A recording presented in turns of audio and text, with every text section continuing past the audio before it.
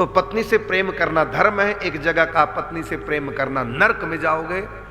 और उदाहरण भी है, नारी पराई आपनी भोगे नरके जाए, क्योंकि जहर परायो आपनो खाए ते मर जाए। गृहस्थ के लिए अपनी पत्नी पत्नी और दूसरी की पत्नी से बहन बेटी संबंध करोगे तो नरक की यात्रा होगी। अपनी पत्नी अपनी है, धर्म पूर्व का आचरण करो। लेकिन सन्यासी के लिए क्या क्या कहा, अपनी हो चाहे पराई हो, तुम्हारे लिए स्त्री जहर है, नरक का द्वार है। तो स्त्री को नरक का द्वार क्यों कहा गया?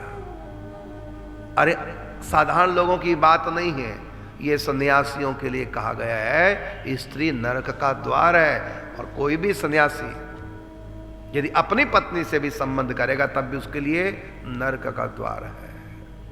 और गृहस्थ के लिए क्या कहा, पराई स्त्री नरक का द्वार है। तो गृहस्थ के लिए अलग उपदेश, सन्यासी के लिए अलग उपदेश, वानप्रस्थी के लिए अलग उपदेश, ब्रह्मचर्य आश्रम के लिए अलग उपदेश, गृहस्थ आश्रम के लिए अलग उपदेश। इसी प्रकार से हमारे शास्त्रों विधि वाक्यों में जो कहीं कहीं अंतर पाया जाता है, वो अंतर अधिकार भेद से होता है, न कि तात्विक अंतर होता है। अधिकार भेद से अलग अलग लोगों के लिए अलग अलग कहा गया। जैसे कहा गया कि दोनों व्रत करने चाहिए, शुक्ल पक्ष एकादशी हो चाहे कृष्ण पक्ष एकादशी हो। जो एकादशी नहीं करेगा उसको दोष लगेगा, ये भी शास्त्र में कहा। और शास्त्र में ये वाक्य भी है कि शुक्ल पक्ष की करे भले कृष्ण पक्ष की छोड़ दो, दोष नहीं लगेगा। अब एक जगह शास्त्र में कहा कृष्ण पक्ष की एकादशी छोड़ दो, दोष नहीं है, और एक जगह कहा दोनों व्रत करना है, एकादशी शुक्ल भी और कृष्ण पक्ष भी।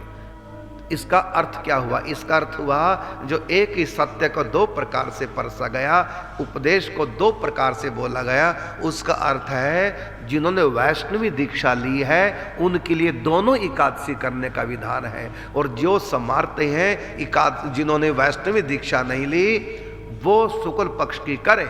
यदि कृष्ण पक्ष की करेंगे तो दोष नहीं, लाभ ही होगा। लेकिन यदि वो न करें कृष्ण पक्ष की एकादशी तो उनको कोई दोष नहीं लगता। जो वैष्णव नहीं है, वैष्णवी दीक्षा जिन्होंने नहीं ली, उनके लिए कहा गया दोनों करो, नहीं करोगे तो दोष।